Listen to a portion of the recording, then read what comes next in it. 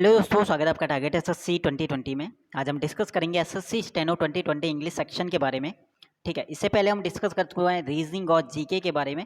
तो दोनों वीडियो भी आपके लिए इंपॉर्टेंट है, जिससे नहीं देखिए दोनों वीडियो भी ज़रूर आप देखना। प्लेलिस्ट में दोनों वीडियो आपको मिल जाएंगी। अगर हम बात करते हैं आप 2020 इंग्लिश को लेकर, तो उससे पहले हम डिस्कस करेंगे एसएससी स्टेनो 2019 के इंग्लिश सेक्शन के बारे में। मतलब अगर आपका जो इंग्लिश का लेवल है बिल्कुल 2019 की तरह रहता है, तो आपको क्या करना चाहिए। अगर नहीं रहता है तो आपको क्या करना चाहिए। वीडियो 100% आपके लिए यूजफुल होगी। वीडियो को लास्ट तक देखना। अगर आप प्रिपरेशन कर रहे हो एसएससी स्टेनो 2020 एग्जाम की, तो अगर आपका लेवल 2019 वाला इंग्लिश का रहता है, तो यहाँ पे एक प्रॉब्लम यानी एक वीक पॉइंट यहाँ पे था 2019 के इंग्लिश सेक्शन में, वो था कॉम्प्रिहेंशन। कॉम्प्रिहेंशन जो है बहुत लेंथी था, तो टाइम टेकिंग वो था, टाइम काफ़ी ले रहा था। वो आपको सही करना पड़ेगा कॉम्प्रिहेंसिव वाले सेक्शन को। अगर 2019 की तरह आपका इंग्लिश आपका रहता है लेवल, तो बिल्कुल आपका प्रॉब्लम आ सकती है 2020 में, वो है कॉम्प्रिहेंसिव वाले पार्ट में। लेंथी आया था, टाइम लेने वाला था। उस टाइम को हमें यूज़ करना चाहिए कहाँ पे। अगर हम वो कॉम्प्रिहेंसिव वाला जो पार्ट है उसे हम सही कर लेते हैं, यानी कम टाइम में अगर हम उसे करते हैं, तो जो उसका टाइम है वो हम यूज़ कर सकते हैं किसमें, रीजनिंग सेक्शन में। तो बिल्कुल जो 2019 का जो इंग्लिश का आपका लेवल था वो था ईजी टू मॉडरेट। अब हम बात करते हैं, अगर जो लेवल है वो बढ़ता है, यानी लेवल आपका मॉडरेट टू हार्ड रहता है इंग्लिश का, ठीक है, 2020 का, तो आपको क्या करना चाहिए। ठीक है, तो हम बात तो तीन चीज़ें आपको इंपॉर्टेंट है यहाँ पे इंग्लिश सेक्शन में। वो है रीडिंग सेक्शन फर्स्ट आपका रहेगा, सेकंड वोकेबलरी सेक्शन रहेगा, और थर्ड आपका ग्रामर रूल रहेगा। ठीक है, तो तीनों ही सेक्शन आपको कैसे करना है, यानी कौन सी चीज़ आपको पहले करनी है और कौन सी आपको बात करनी है, यानी किस पे आपको ज़्यादा फोकस करना है और किस पे कम करना है, ये तीनों में इंपॉर्टेंट है। तो हम बात करते हैं सबसे पहले किस पे ज़्यादा फोकस करना है। अगर हम बात करते हैं फर्स्ट आपका रीडिंग सेक्शन। रीडिंग सेक्शन की अगर बात करते हैं, ठीक है, तो रीडिंग में आपका क्या क्या रहता है। रीडिंग में आपका कॉम्प्रिहेंसिव वाला पार्ट रहता है, जो आपका 15 मार्क्स का आता है। उसके बाद आपका क्लोज रहता है उसके अंदर, जो आपका कितने का आता है, 20 मार्क्स का। और इसी में आप PQRS वाले सेक्शन को भी डाल सकते हो, जो आपका 5 मार्क्स का रहता है। यानी 100 में से 40 मार्क्स आपका रहता है क्या, रीडिंग सेक्शन। तो सबसे ज़्यादा जो फोकस करना है वो है रीडिंग सेक्शन पे। क्लोज वाले को, कॉम्प्रिहेंसिव वाले पार्ट को और PQRS वाले पार्ट को सही करना है। और ये कैसे सही हो सकता है, इसके लिए बस आपका एक ही तरीका है, वो है प्रैक्टिस और साथ में आपका डेली रीडिंग। ठीक है, रीडिंग का मतलब, डेली रीडिंग का मतलब ये नहीं कि आप एडिटोरियल पढ़ो या फिर आप कुछ भी आप पढ़ सकते हो इंग्लिश में जिसमें आपको इंटरेस्ट आता है। ठीक है, रीडिंग वाले सेक्शन के लिए आप कुछ भी कर सकते हो। प्रैक्टिस आप प्रीवियस ईयर क्लोज कॉम्प्रिहेंसिव की कर सकते हो, या फिर कोई भी आपका स्टोरी होता है या कुछ होता है इंग्लिश में, वो होना चाहिए। और डेली कोशिश करना रीडिंग करने की और उसे समझने की। ठीक है, तो तीनों सेक्शन आपके ऐसे ही आपका सही हो सकता है। बाकी कोई इसका ट्रिक नहीं होता है कि क्लोज करने का या कॉम्प्रिहेंसिव करने का, तरीका बस एक ही है। जितनी ज़्यादा रीडिंग होती है उतनी ज़्यादा आपका ये स्ट्रॉन्ग होता है। ठीक है, तो फर्स्ट पार्ट जो इंपॉर्टेंट आपका रहता है 100 में से, तो कवर ज़्यादा जो फोकस करना है वो इसी सेक्शन पे करना है, रीडिंग वाले सेक्शन पे। इसके लिए डेली आपको रीडिंग करना पड़ेगा 1 आवर का, और साथ में उसे जो आप रीड करते हो उसे समझना पड़ेगा। तो इस टाइप से आपकी अंडरस्टैंडिंग अच्छी होगी। अंडरस्टैंडिंग अच्छी होने से कॉम्प्रिहेंसिव वाला पार्ट आपका जल्दी होगा, कम टाइम में होगा। ठीक है, उसके अलावा क्लोज वाला सेक्शन आपका सही होगा और PQRS वाला भी सही होगा। तो फर्स्ट पॉइंट याद रखना, रीडिंग सेक्शन को जरूर यहाँ पे इंपॉर्टेंट है। फर्स्ट वाला पॉइंट इस चीज़ को याद रखना कि ये वाला आपको 40 मार्क्स कवर कराता है 100 में से। सेकंड आपका पार्ट रहता है वोकेबलरी सेक्शन का। ठीक है, तो वोकेब के अंदर आपका क्या क्या आता है। वोकेब के अंदर आपका सिनो वाला सेक्शन आता है, एंटो वाला सेक्शन आता है, और याद करने के हिसाब से आप इसी में आप ईडियम वाले सेक्शन को भी ले सकते हो। ठीक है, यानी जो लर्न करने वाली चीज़ें हैं। अब वोकेब वाला एक यहाँ पे वोकेब आपका क्लोज में भी यूज होता है, इसलिए इंपॉर्टेंट यहाँ पे वोकेब का एक है कि क्लोज वाले, कभी कभी जो क्लोज आता है वो वोकेब बेस होता है, जो कि बहुत ज़्यादा आपका डिफिकल्ट भी आप कह सकते हो, मॉडरेट टू डिफिकल्ट वो रहता है जो आपका क्लोज वोकेब वाले वोकेब पे होता है। ठीक है, तो क्लोज का रोल यहाँ पे भी है, और साथ में आपका क्लोज सिनो आता है 5 मार्क्स का, एंटो आता है 5 मार्क्स का, एडीएम आता है 5 मार्क्स का, यानी 15 मार्क्स का आप लेते हुए चलो कि वोकेब आपका आता है इंग्लिश वाले सेक्शन में। तो वोकेबलरी कैसे करना है, प्रीवियस ईयर को पहले आपको अच्छे से करना है। प्रीवियस में करा भी रहा हूँ, प्लेलिस्ट में वीडियो भी है, सिनोनिम वाली सीरीज चल रही है। तो 8 क्लास 9 क्लास हम कर चुके हैं, 400 सिनोनिम कर चुके हैं। तो वो सभी वीडियोस, सभी उस सीरीज़ को, सिनोनिम वाली सीरीज, इसके बाद एंटो वाली और ईडियम वाली सीरीज, तीनों इंपॉर्टेंट है वोकेब सेक्शन के लिए। तो वो प्रीवियस वाले जितने भी आपके वोकेब हैं वो कवर कर लेना, और उन्हीं में से आपका रिपीट हो रहा है। ठीक है, प्रीवियस का मतलब ये है कि अब तक 2020 तक जो भी एग्जाम हो इन सभी के वोकैब आपको करना है।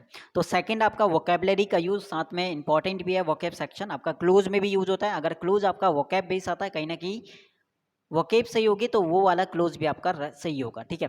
तो सेकंड वाले पे फोकस करना है, वोकैबलरी पे, जो कि इंपॉर्टेंट है। और ये चीज़ आपका कहाँ से होगा, प्रीवियस ईयर को अच्छे से करना है, वो मैं करा भी रहा हूँ, तो वहाँ से भी आप कर सकते हो, या फिर डेली आपको करना ही है, ठीक है। जो भी आपके ब्लैक बुक आता है इसके लिए, या फिर किरण वाली बुक आती है, या फिर एमबी के जो प्रीवियस जो लास्ट में यानी सेट के लास्ट में जो वोकैब है वहाँ से भी आप कर सकते हो।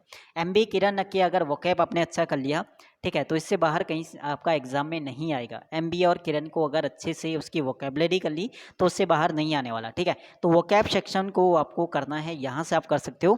थर्ड आपका पार्ट रहता है ग्रामर बेस वाला, ठीक है। थर्ड आपका ग्रामर वाला रहता है, और उसके अंदर आपका क्या आता है, ग्रामर वाले के अंदर आपका आता है, ठीक है। ग्रामर के अंदर आपके 3 पार्ट आते हैं। फर्स्ट आपका रहता है सेंटेंस इंप्रूवमेंट वाला, सॉरी, फर्स्ट और आपका रहता है एरर वाला सेक्शन। तो एरर वाला सेक्शन जो कि आपका 10 मार्क्स का आता है, ठीक है। सेकंड आपका सेंटेंस इंप्रूवमेंट वाला सेक्शन जो कि आपका 10 मार्क्स का आता है। और थर्ड आपका आता है फिलअप वाला सेक्शन जो कि आपका 5 मार्क्स का आता है। तो 25 मार्क्स का आपका ग्रामर वाला सेक्शन आता है। ग्रामर रूल कहाँ से आप कर सकते हो, प्रीवियस जो भी आपके नोट्स हैं, अगर ऑफलाइन आप कोचिंग करते हो ऑफलाइन के नोट्स होंगे, ऑनलाइन करते हैं तो ऑनलाइन में किसी टीचर से आप पढ़ते होंगे तो उनके नोट्स हैं, ठीक है। बाकी मैं भी कोशिश करूँगा जल्दी से जल्दी कराने की ग्रामर रूल को, और उसके जो एग्जाम्पल हैं, यानी उसके जो एग्जाम्पल हैं हर चैप्टर के ग्रामर, जैसे नाउन के हैं तो नाउन की एक्सरसाइज उन्हें कराने की, ठीक है। तो कोशिश करूंगा जल्दी से कराने की। पहले मेरा टारगेट किरण वाला जो बुक है, किरण के जो इंपॉर्टेंट टॉपिक है 5 6 उन्हें कराने की, उसके बाद मैं ग्रामर वाले रूल्स को भी स्टार्ट कर दूंगा, ठीक है।